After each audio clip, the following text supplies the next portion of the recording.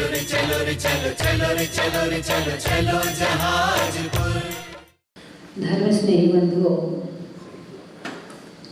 आपसे प्रश्न, घड़ी की कीमत क्यों है? घड़ी की कीमत क्यों है? क्योंकि वो समय बताती है। चश्मे की कीमत क्यों है? क्योंकि हमारी नजर कमजोर है, इसलिए वो हमें और ज्यादा दिखा देता है ना? इसलिए चश्मे की कीमत है। स्वेटर की कीमत क्यों है? क्या बात है ना? क्योंकि वो हमें ठंड से बचाता है, इसलिए स्वेटर की कीमत है। अच्छा, स्पीकर की कीमत क्यों है? तो अच्छा, टेबल की कीमत क्यों है? क्योंकि पूजा करने में सहयोगी है, पढ़ने में सहयोगी है, और भी कोई काम करना चाहे तो हमारे लिए सहयोगी है ना? अच्छा, सोने की कीमत क्यों है?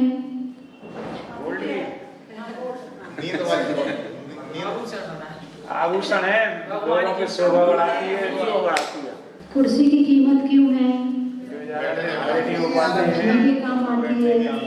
जो नीचे नहीं बैठ पाते वो उस पर बैठ जाते हैं, अथवा जो नीचे बैठ पाते हैं वे भी कुर्सी चाहते हैं, जरा ऊपर बैठ के फीलिंग अच्छी आती है। हाँ, कमर में आराम मिलता है, घुटनों में आराम मिलता है, इसलिए कुर्सी की कीमत है ना? अच्छा, मिलता है तब की कुर्सी की कीमत रहती है। हाँ, भगवान मंदिर में विराजमान है, तो भगवान की कीमत क्यों है?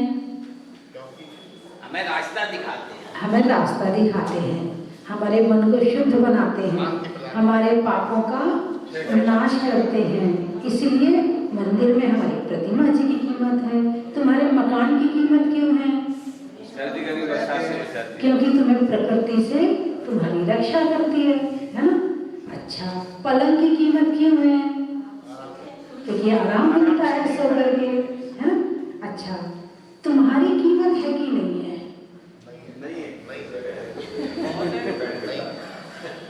आपने सबकी कीमत बता दी, आपकी कीमत है कि नहीं है?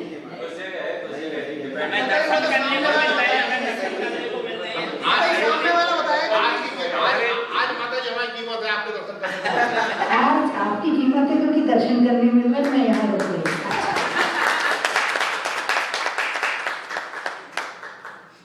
फिर भी आपकी कीमत, अभी आप 2-4 घंटे आपका मोबाइल बंद हो जाए और आप बाहर गए हों और आपका मोबाइल ना लग रहा हो तो आपके घर वाले परेशान हो जाते हैं, तो आपकी कीमत है तो सही। ये तो नहीं कह सकते नहीं है। एक वो नन्हा सा बच्चा है, उसकी भी कीमत है ना? आपकी भी कीमत है, तो आपकी कीमत क्यों है? तो सोचना पड़ेगा, सबकी कीमत पता है, खुद की कीमत के लिए सोचना पड़ा, मेरी कीमत क्यों है भाई? मुझे समझ में नहीं आ रहा। ये घर वाले तुम्हें, अच्छा एक लड़का ऐसा है जो बहुत परेशान करता है, दिन भर लड़ाई झगड़े कलेश दिन भर करता है, ठीक है? और एक लड़का ऐसा है जो आज्ञाकारी है, आपकी बात मानता है, अच्छा सेवा भी करता है, पैसा भी कमाता। एक लड़का कमाता धमाता तो कुछ भी नहीं है और दिन भर केवल परेशान करता है। वो लड़का यदि 10 दिन ना आए तो क्या होगा? और जो लड़का कमाता है वो लड़का ना आए तो क्या होगा? परेशान हो जाएंगे लोग, दोनों में परेशानी। कम और ज्यादा का अंतर नहीं आएगा। अच्छा हुआ चला गया, खूब परेशान करता था, भगवान ने उसको तो भेज ही दे रहा नहीं होंगे। जब ज्यादा परेशान हो जाते तो लोग कहते इससे अच्छा होते ही। लेकिन माँ नहीं कह सकती है, माता जी। अच्छा, अंतर आपको मोह ज्यादा होता है। चलो ठीक है, फिर भी जो परेशान करता है उसके लिए तो एक बार दुख कम होगा, और जो परेशान नहीं करता है उसके लिए दुख ज्यादा, है ना? चलिए, तो हमारी कीमत क्यों है? हमें भगवान की पूजा अच्छा है। सही उत्तर देना, मालूम हो तो देना, नहीं मालूम हो तो मत देना। यदि हम उपयोग में आ रहे हैं तो हमारी कीमत है, और हम उपयोग में नहीं आ रहे हैं तो हमारी कीमत नहीं है। ठीक बात है। आत्मा की कीमत होती है ज्ञान से। किससे? ज्ञान से। एक बड़ा ऑफिसर है, उसको 1 लाख रुपए तनख्वाह मिलती है, और एक वहां चपरासी है, उसे 10,000 मिलती है। क्यों? ज्ञान ज्ञान ज्ञान का अंतर है। किसका अंतर है? ज्ञान का अंतर है ना? अच्छा, एक व्यक्ति एक फोन करता है तो लाख रुपए, 10 लाख रुपए, 50 करोड़ रुपए कमा लेता है, और एक सारे दिन फोन पे बात करता और कुछ भी नहीं मिलता है। क्यों? मेहनत तो दोनों कर रहे हैं, मेहनत में तो कमी दोनों की नहीं है। फिर किससे काम कर रहा है? एक इससे काम कर रहा है और एक व्यर्थ, बस करना है, किसी से भी बात करना है, कोई मिल जाए, कभी इसको लगा लिया, कभी उसको, बोर हो रहा, चलो उसको लगा लेता, चलो उसको लगा लेता, अपने केवल टाइम पास कर रहा है, अपने ज्ञान का दुरुपयोग कर रहा है ना? एक फैक्ट्री में मशीन खराब हो गई तो सारे मजदूर लग गए उसे सुधारने के लिए, लेकिन सुधार नहीं पाई, नहीं चली। फिर इंजीनियर को बुलाया, दीनदयाल नगर में इंजीनियर बहुत है। फिर इंजीनियर को बुलाया, उसने सारी मशीन को देखा, बोले 10,000 रुपये लूंगा, जब फैक्ट्री नहीं चले तो भैया ले लेना, मगर ठीक तो कर, चालू तो कर तू। बोले हथौड़ा लेके आओ, हथौड़ा लाए, उसने एक जगह एक हथौड़ा मारा और मशीन चल पड़ी। सारे मजदूर नाराज हो गए, बोले हम 8 घंटे से मेहनत कर रहे हैं, हमें कुछ नहीं मिला, और इसने एक हथौड़ा मारा और इसको 10,000 रुपये मिल गए। हथौड़ा ही मारना था तो हम ही मार लेते। यदि हथौड़ा मारने से मशीन चालू हो रही थी तो हम ही मार लेते। ये क्या मतलब हुआ? 10,000 रुपये चाहिए है, तो जो हथौड़ा मारने के 10,000 नहीं थे, हथौड़ा कहाँ मारना है इस बात के 10,000 रुपये थे। ऐसी वाणी है, बोलते हैं हम, कभी बोलते हैं तो अच्छा हो जाता है और कभी बोलते हैं तो लड़ाई हो जाती है। तो कहाँ बोलना, कितना बोलना, इस बात का ज्ञान होना भी जरूरी है। कहाँ बैठना, ऐसी बैठक बैठिए कोई कहे ना उठ, और ऐसी वाणी बोलिए कोई कहे ना चुप। बोलिए हाँ या ना? कहावत है कि नहीं? हमारे बुजुर्गों की कहावत बड़ी मार के की है, बिल्कुल सटीक बैठती है।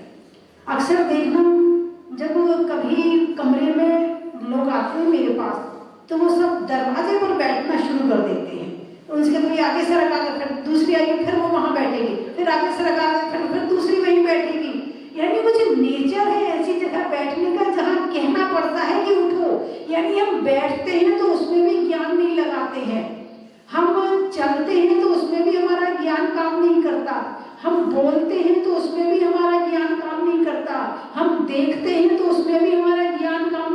यदि ये सही ज्ञान काम करने लगे ना तो इंसान के जीवन में दुख ना रहे। अब जो ये ढाल आ रही है, चौथी ढाल में सम्यक ज्ञान का वर्णन है। इसमें यही बताया है कि ज्ञान यदि आ गया, सम्यक ज्ञान हो गया, तो जीवन व्यवस्थित हो जाएगा, जीवन सही रास्ते पे चलने लगेगा और इस आत्मा की कीमत हो जाएगी। एक चींटी है, ज्ञान तो उसके पास भी है ना? चींटी के पास भी ज्ञान है, एक पेड़ के पास भी ज्ञान है, एक कुत्ते के पास भी ज्ञान है। आत्मा में क्या है? आत्मा की कीमत क्यों है? ज्ञान से। भगवान महावीर ने किसी भी जीव को नहीं सताने की बात कही है, मानव मात्र को नहीं कहा, किसी भी जीव को नहीं सताना। उसमें चींटी भी आ गई, पेड़ भी आ गई, घास भी आ गई, उसमें तुम्हारे 2, 3, 4 इंद्रिय भी उसमें सब आ गए, किसी को नहीं सताना। तो जिसके अंदर ज्ञान है उसकी कीमत है। ठीक है, अब वो मान लो जो गोल्ड है, गोल्ड हम गोल्ड में ज्ञान है क्या? अरे बोलिए ना, नहीं है। गोल्ड में ज्ञान नहीं है। और गोल्ड के पीछे हम खुद को और दूसरों को सताते हैं कि नहीं सताते हैं? जब बंटवारा होता है तब कैसी टेंशन होती है। वो सोचता मैं खींच लूं, वो सोचता मैं खींच लूं, और जाना किसी के साथ नहीं है। वो पहले कहीं और था, आज तुम्हारे पास है, कल किसी और के पास रहेगा। रहना वो किसी न किसी के पास नहीं है। चल मेरे पास रहे तो भी ठीक, तेरे पास रहे तो भी ठीक, रहना इसी धरती में है। लेकिन ना तुम जाओगे, लेकिन ना हम जाएंगे। इस बिना ज्ञान वाली चीज के लिए ज्ञान वालों को सताया जाता है। बोलिए हाँ या ना? जो जमीन जायदाद है, इसके लिए आप लोग लड़ते हो नहीं लड़ते हो? यदि किसी ने एक फिर जमीन दबा ली, कोर्ट कचहरी हो जाएगी। एक फिर जमीन दबा ली हमने, इसने जीवन भर निकल जाता और जीवन भर निकल जाए। एक आपको बिल्कुल किस्सा बताऊं एक स्थान का। एक पिताजी के पास में खूब जमीन, खूब प्रॉपर्टी थी। इस शहर में भी प्रॉपर्टी, उस शहर में भी प्रॉपर्टी, उस शहर में भी प्रॉपर्टी। और उनके 4 लड़के थे। कितने? 4। फिर उनकी वो बंटवारा करके नहीं गए और उसके पहले उनकी डेथ हो गई। जब वो उनकी डेथ हुई तो उनके लड़के जो थे, कोई 40 साल का था, कोई 50 साल का था, कोई 55 साल का था। ठीक है, अब बंटवारा शुरू हुआ तो लड़ाइयाँ शुरू हो गई। अब लड़ाइयाँ शुरू हुई, हो पाया क्या हुआ भाई? भूल गया था क्या? नहीं चल रहा माता जी, हैं? चल रहा भूल गया था? नहीं माता जी। हाँ, तो अब बंटवारा शुरू हुआ तो बंटवारे में लड़ाइयाँ शुरू हो गई। अब लड़ाइयाँ शुरू हुई तो उसमें निपट नहीं पाया, तो फिर कोर्ट कचहरी हो गई। अब कोर्ट कचहरी सरकार भी जानती है कि तुम लड़ते लड़ते परेशान हो जाओ, आखिर में तुम्हें आपस में खुद ही करना पड़ेगा। वो भी खींचती रहती है, 1 साल 2 साल 4 साल लगाते रहो चक्कर, लगाते रहो चक्कर, लगाते रहो चक्कर है। तो इस तरह से अब जब तक लड़ाइयाँ कोर्ट कचहरी में चली तो जो 55 के थे, 40 के थे, वो 20-30 साल हो गए तो वो बूढ़े हो गए। और उनके बच्चे जो थे वो और बड़े हो गए। अब उनके बच्चे लड़ रहे हैं। अब वो जमीन जायदाद ना तो खाने के काम आ रही, ना भोगने के काम आ रही, ना सुख लेने के काम आ रही। वो जमीन किसके काम आ रही? लड़ने के काम आ रही। किसके काम आ रही? लड़ना का मतलब पाप कमाना और अपनों से दूर होना, अपनों का प्रेम नष्ट करना, भाई भाई का द्वेष होना, भाई भाई में लड़ाई होना। तो ये जमीन जायदाद लड़ने की चीज नहीं है, ये उपयोग करने की चीज है।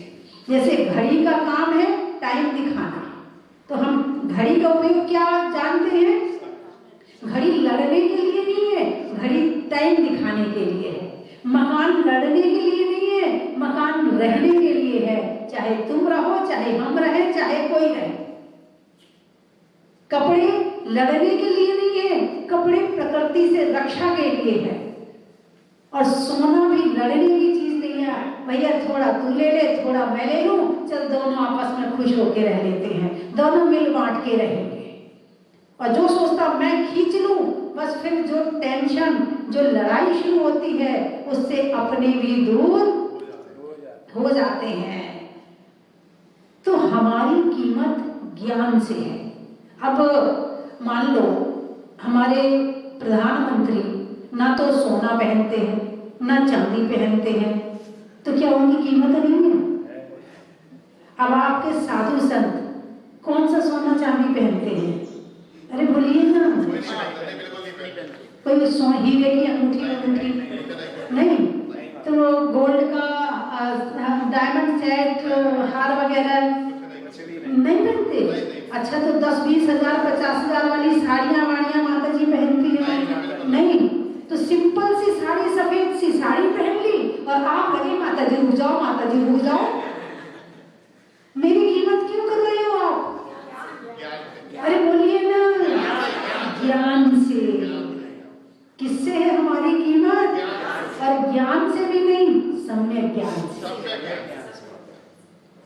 जो ज्ञान खुद से जोड़े, जो ज्ञान बाहर से हटाए, जो ज्ञान कषायों से हटाए, जो ज्ञान पापों से हटाए, जो ज्ञान सुख दे, ऐसे ज्ञान की कीमत है।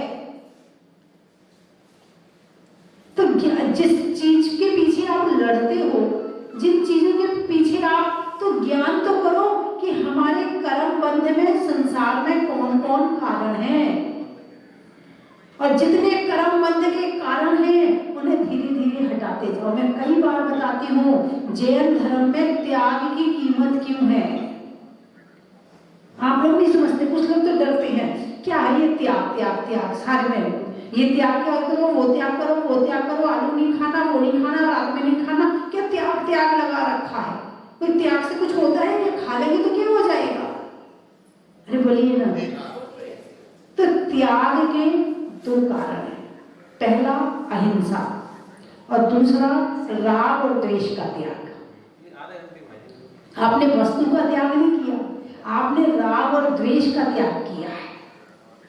और जहां राग द्वेष का त्याग हो गया, बस वही त्याग उत्तम त्याग होता है। अहिंसा जैसे आलू है, मूली है, गाजर है, इसको तामसिक भोजन कहा है। क्या कहा है इसको? तामसिक भोजन। तामसिक क्यों कहते हैं? इससे शरीर में गर्म उत्तेजना और उस तरह की चीजें आती हैं। देखो, तमस, तमस यानी अंधेरा, तमस यानी अंधेरा। आलू कहाँ पैदा होता है? जमीन के नीचे, अंधेरा है, उजाला नहीं है। मूली गाजर कहाँ पैदा होती है? अंधेरे में। तामसिक जो तमस में हो, जो अंधेरे में हो, जिसको सूर्य की रोशनी ना मिले, जिसको बाहर की ऑक्सीजन ना मिले, बाहर की हवा ना मिले, जो नीचे पैदा होता हो, उसमें जीव जंतु ज्यादा होते हैं, इसीलिए इसको कहा है तामसिक भोजन। गाजर है, प्याज है, लहसुन है, ये सारी चीजें तामसिक भोजन में आती है। तो अंधेरे में जो होती है उसमें निगोदिया जीवों की उत्पत्ति हमेशा होती है, और आलू कभी सूखता नहीं है। जैसे आप मटर की फली सुखाते हो ना, ऐसे जैसे मटर की फली या कई चतुरफली, गंवार फली आपने धूप में डाल दी तो सूख गई। आप आलू को डाल दो, नहीं सूखेगा। आपको अभी नहीं चिप से तो सूख जाती है, तो आपने उसे बिनार के डाला ना तो सूखी है। आप साबुत आलू डाल दो, नहीं सूखेगा, उसमें खराब हो, कहीं ना कहीं वो खराब हो जाएगा। यानी उसमें जीवोत्पत्ति हमेशा होती रहती है, निगोदिया जीव बहुत होते हैं उसमें। तो आलू त्याग का मतलब अकेले आलू त्याग नहीं, अहिंसा धर्म का पालन। और आलू से संबंधित जितना भी विचार विकार, जितना भी जो कुछ भी राग था, ये खा लूं, वो खा लूं, आलू की टिक्की खाना है, आलू के समोसे खाना है, आलू के पराठे खाना है, आलू का, और नहीं मिलते थे तो लड़ाई झगड़ा करते थे, तो आपका राग द्वेष का त्याग हो गया। और जितना त्याग हुआ उतना ज्ञान हमारा वहां पर नहीं जाएगा। फिर जितना ज्ञान हमारा वहां से बचा, हमने उसे सही जगह में लगा दिया। ऐसे साधु संत है। अब आप क्यों कहते महाराज हम तो अज्ञानी हैं, महाराज हम तो अज्ञानी हैं, माता जी कुछ ज्ञान दे दो, हम तो अज्ञानी हैं। और जबकि आपके पास ज्यादा वस्तुएं हैं, मेरे पास तो केवल शास्त्र है बस, और क्या है मेरे पास। तो आप बड़े होंगे कि हम बड़े होंगे? और भगवान के पास तो और भी कुछ नहीं है। मतलब बाहर की वस्तुएं जितनी इकट्ठी करेंगे उतना वजन बढ़ेगा, और जितना वजन बढ़ेगा उतना वजनदार चीज कहाँ जाती है? होती है ऊपर। जब भगवान को मोक्ष होता है और जब भगवान 8 कर्मों का नाश करते हैं तो एक समय में सिद्ध शिला में पहुंच जाते हैं। एक समय में इतने ऊपर उठ जाते हैं। तो आत्मा बहुत ऐसी है कि इसके अंदर कुछ ग्रहण करने की क्षमता है ही नहीं है। लेकिन नहीं, जब शरीर और आत्मा मिलती है तो फिर उपद्रव होते हैं, और उपद्रव होते हैं तो फिर जो हो रहा है वो हो ही ना। कोई सोना चांदी के पीछे यदि मान लो सोना चांदी अच्छा लगता है तो सोने को खा सकता है क्या? अरे बोलिए ना।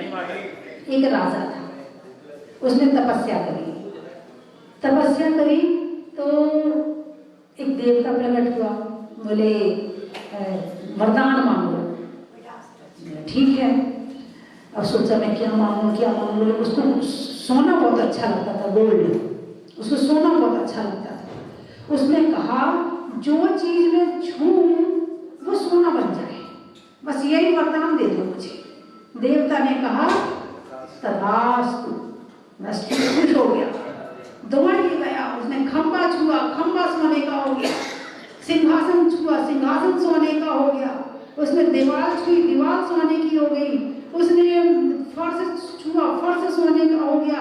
अब उसको बड़ा मजा आ रहा है, ये छुआ, वो छुआ, वो छुआ, वो छुआ, सब सोने का कर लिया। अब थक गया, भूख लगी। अब किसकी याद आई? अब रोटी छुआ, सोने की हो गई। अब खाए तो कैसे खाए, है ना? उसने अपने बेटी को छुआ, वो बेटी सोने की हो गई। उसने जो भी छुआ वो सब सोने का। अब बेचारा परेशान, अब फिर तपस्या करी, भैया अपना वरदान वापिस ले ले। खाना तो वो 2 ही रोटी है, सोना थोड़ी खाना है, लेकर के कहाँ जाएंगे? लेकिन मोह कहता है नहीं, जितना इकट्ठा करेंगे हम उतने बड़े आदमी बनेंगे, जितना हम इसको करेंगे उतना मजा आएगा। भाई कहाँ छेड़ दिया इसको, छेड़ दिया क्या बीच में? मोबाइल की मैग्नेट से खींच रहा है। मोबाइल वगैरह होगा। किसका मोबाइल बज रहा है? वो वीडियो ले रहे थे, वो मोबाइल की मैग्नेट। ड्राइवर की सीट के पास बैठ के गड़बड़ नहीं करते, नहीं तो गाड़ी गलत दिशा में चली जाएगी। अपने मोबाइल बंद कर दो या साइलेंट कर दो। सम्यक साधे ज्ञान होए पे भिन्न आराधो। सम्यक साधे, सम्यक श्रद्धा आ गई, सम्यक साधे ज्ञान होए पे भिन्न आराधो। भिन्न है, सम्यक दर्शन सम्यक ज्ञान भिन्न है, लेकिन फिर भी दोनों एक है। अलग भी है, एक है। लक्षण श्रद्धा जान दो में भेद अवादो। लक्षण से अलग अलग है और वैसे दोनों एक है। जैसे चीनी है, चीनी का टुकड़ा, चीनी जानते, चीनी का चीन पर पहुंच जाना, शक्कर है ना, एक शक्कर का टुकड़ा है। अब इसकी व्याख्या करो, शक्कर के टुकड़े की व्याख्या करो, बोलिए क्या बोलोगे? मीठी होती है, सफेद होती है, घुलनशील है, घुलनशील है और साइज स्क्वायर है। बहुत बढ़िया, चलो दिमाग तो लगाया आपने। और सफेद है, डायबिटीज वालों को नुकसान करती है, डायबिटीज वालों को नुकसान करती है, हानिकारक होती है। चलो आपने इतना दिमाग तो लगा, चीनी का वर्णन आपने बहुत अच्छा कर लिया। ऐसे ही आत्मा का वर्णन करना है, ऐसे ही ज्ञान का वर्णन करना है, ऐसे ही चारित्र का वर्णन करना है। जो दिमाग आप संसार में लगा देना, बस ऐसे दिमाग अपने लिए लगाना है, बस वहीं से सम्यक ज्ञान हो जाएगा। तो जैसे चीनी का अब सफेद है, मीठी है ना, कड़क है, स्क्वायर है, घुलनशील है, ये किसका वर्णन है? अब चीनी से उसकी मिठास को अलग करो, अरे बोलिए ना, नहीं हो सकती। चीनी से उसकी मिठास अलग नहीं हो सकती है, क्योंकि चीनी तो एक है लेकिन उसके लक्षण अलग अलग है। ऐसे ही आत्मा तो एक है मगर सम्यक दर्शन, सम्यक ज्ञान और सम्यक चारित्र के माध्यम से हम इन लक्षणों के माध्यम से हम आत्मा को समझते हैं। जब श्रद्धा आती है तो सम्यक दर्शन आता है और जितना ज्ञान होता है वो सम्यक ज्ञान बन जाता है। लक्षण श्रद्धा ज्ञान दो में भेद अबाधो, लक्षण से इनमें भेद है, वैसे ये बाधित नहीं है एक दूसरे के, ये एक दूसरे के साथ हैं, ये साथ ही रहते हैं। जैसे एक वस्तु का ज्ञान करने के लिए उसके कई एंगल से उसका वर्णन करना पड़ता है, ऐसे एक आत्मा का ज्ञान करने के लिए कई एंगल से उसका वर्णन करना पड़ता है। सामने से कैसा, जैसे गुण है, सामने से कैसा दिख रहा है, ऊपर से आत्मा सामने से कैसी दिखती है बताइए? कोई भी वस्तु जिसका ज्ञान करना। हाँ, तो जैसे आत्मा है, अब आत्मा को हमें समझना है तो कितने लक्षणों से समझेंगे? आत्मा क्रोधी है, आत्मा मानी है, आत्मा मोही है, आत्मा अज्ञानी है और आत्मा दयालु है, बहुत सुंदर, आत्मा श्रद्धावान है। आप बोलिए, मैं तो बोलूंगी, आप बोलिए, आपका दिमाग खुलना चाहिए, बोलिए। है आत्मा कभी मरती नहीं है तो अजर अमर अविनाशी है। और बोलिए, आत्मा विवेकवान है, आत्मा विवेकवान है, बहुत बढ़िया। और संतोषी है, संतोषी है, असंतोषी है कि नहीं है देख लो, असंतोषी है? चलिए और बोलिए,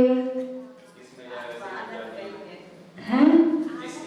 जिसमें जाए वैसी बन जाती है। जिस शरीर में जाती है उसी आकार की हो जाती है ना? और अजर अमर है। और जैसी मानसिक दशा होती है उसी को बदलता है। मानसिक दशा कौन बनाता है? हमारी मानसिक दशा हम ही बनाते हैं। अच्छा, तो मानसिक दशा अलग चीज हो गई और हम अलग हो गए। हाँ देखो, थोड़ा सूक्ष्मता में जाने के लिए घुसना तो पड़ेगा और जितना अंदर वो अज्ञान बैठा उसमें घुसने में टाइम तो लगेगा, लेकिन घुस जाओगे, इतना ज्ञान आपके पास में है। यदि आप प्रतिदिन यहाँ 1 घंटा रोज स्वाध्याय करें तो मेरी गारंटी है कि आपके दिमाग की नसें एक एक खुलने लगेंगी। आप अपने मोबाइल में जो प्रवचन आते हैं, जो क्लासें चलती हैं, आप उसको ही सुनने लगो तो भी आपके दिमाग की नसें खुलने लगेंगी, तो भी आपके अंदर घुसने की प्रवृत्ति आ जाएगी। अभी तो बाहर घुसते हो, बाहर घुसते भी नहीं घुसते। शादी में जाते हो तो सामने वाले को देखते हो ना, कैसे देखते हो? क्या क्या देखते हो उसमें? मान लो महिलाएं हैं, शादी में गई हैं, ठीक है, तो अब सामने 2 महिलाएं आपस में मिली, अब एक दूसरे की क्या क्या देखेंगी? साड़ी बहुत अच्छी लग रही है, उसकी साड़ी देखेंगी और गले का देखेंगी, कान का देखेंगी, नाक का देखेंगी, मेकअप कैसे किया है, बाल कैसे बनाए हैं, पल्लू कैसे डाला है, बाल में क्या लगाया है, बोलिए देखेंगी नहीं? यानी सामने वाले का उसमें घुस जाएंगी, सामने वाले के अंदर, और सामने वाले के उसके भाव देखेंगी, इसका चेहरा कैसा लग रहा है, ये मोटी है कि पतली है, ये पहले से मोटी हो गई कि पतली है। हाँ देखो, सब चीज देखते नहीं देखते। यानी अभी क्या है, अभी जो है आदत बाहर में घुसने की पड़ी है। लेकिन यदि स्वाध्याय करोगे, शास्त्र पढ़ोगे, प्रवचन सुनोगे, क्लासेस ज्वाइन करोगे तो उससे अपने अंदर घुसने की आदत पड़ जाएगी, फिर बाहर छूट जाएगा, अंदर जाना शुरू हो जाएगा। अभी क्या है, सुना, यही छोड़ा और चल दिए। उस पर रिवीजन करो उसे, उसका मैंने कल भी कहा था, सामायिक करो बैठ के, मैंने क्या बताया है सामायिक में उस पर चिंतन करो कि आज माता जी ने क्या बताया, टीवी में तो सुनते होगे ना आप लोग? शाम को आपके घर आती हूँ ना, दरवाजा खोलते हो नहीं खोलते हो? कौन कौन खोलता है, हाथ उठाकर बताओ। अच्छा, मोबाइल में देख लेते हो, चलिए ये भी अच्छी बात है, ठीक बात, जिसको जब मौका मिले वही सुन लो। तो जो सुना है मात्र सुनने के लिए नहीं सुना है, क्या सुनने के लिए नहीं सुनना।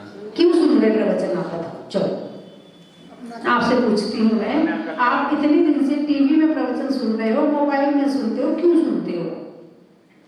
अपना कल्याण क्या होता है?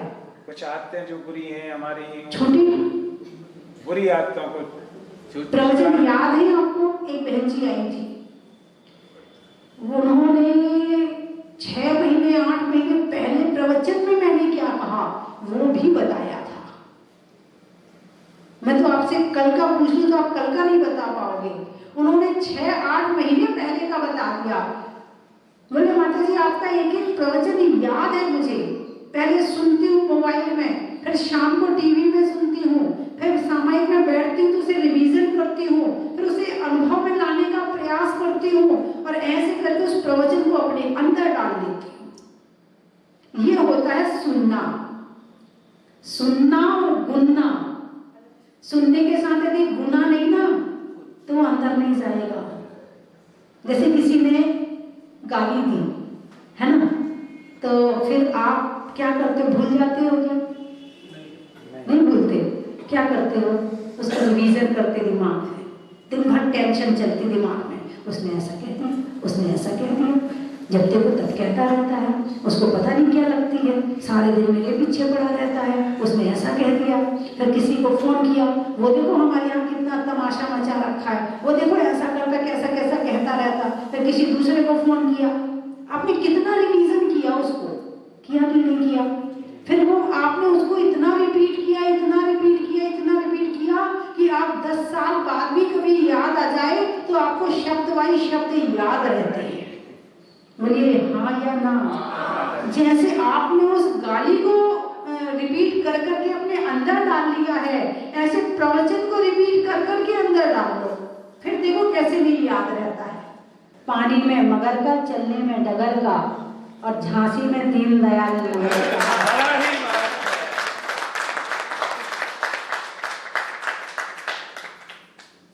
देने में दान का, शादी में पान का, और प्राप्त करने में सम्यक ज्ञान का।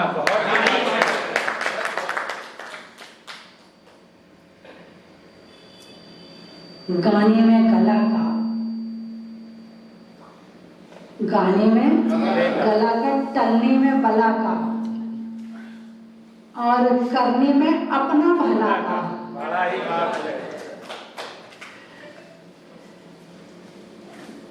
लिखने में खत का, मकान की छत का, और जानने में अपनी कीमत का। बड़ा ही बात है। आत्मा में स्वभाव का, जी। करने में परमार्थ का, जीवन में ज्ञान का, और स्वस्ति भूषण माता जी के सानिध्य में प्राप्त हुए ज्ञान का बड़ा ही।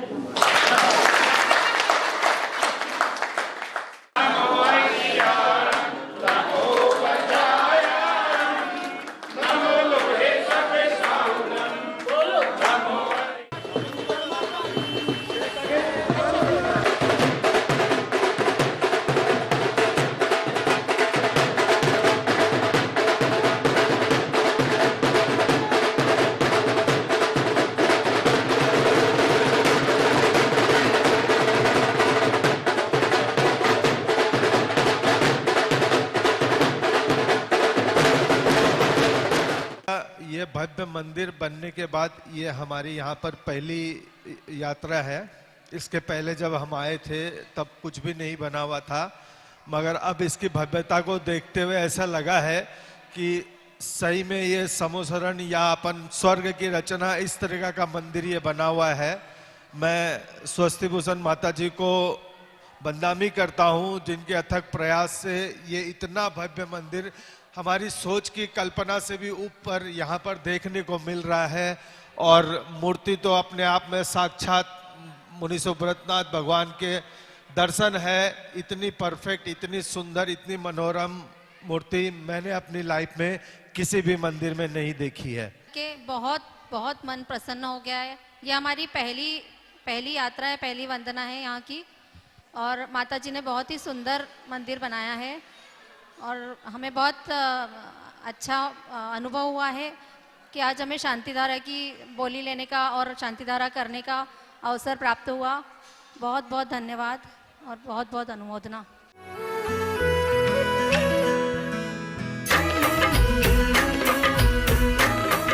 जन की थाल को सजाओ रे आज, रत्नों की थाल को भर लाओ रे आज।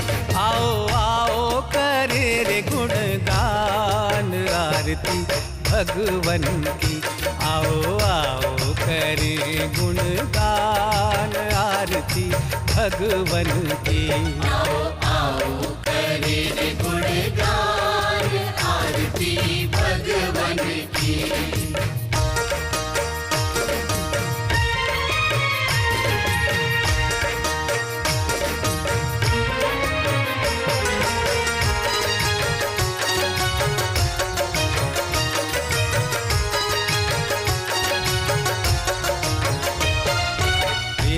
सुमित्र के राज दुलारे, माँ पद्मा जी के नैनों के तारे।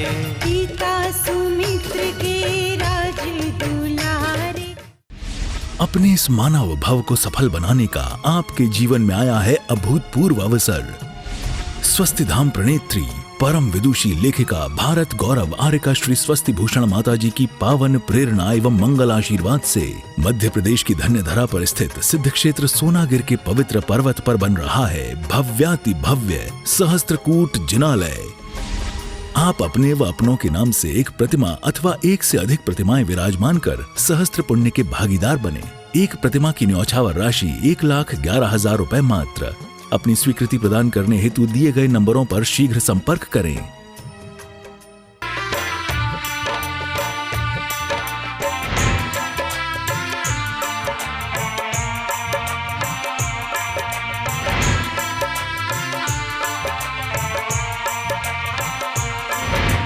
चलो रे चलो रे चलो चलो रे चलो रे चलो चलो जहाजपुर।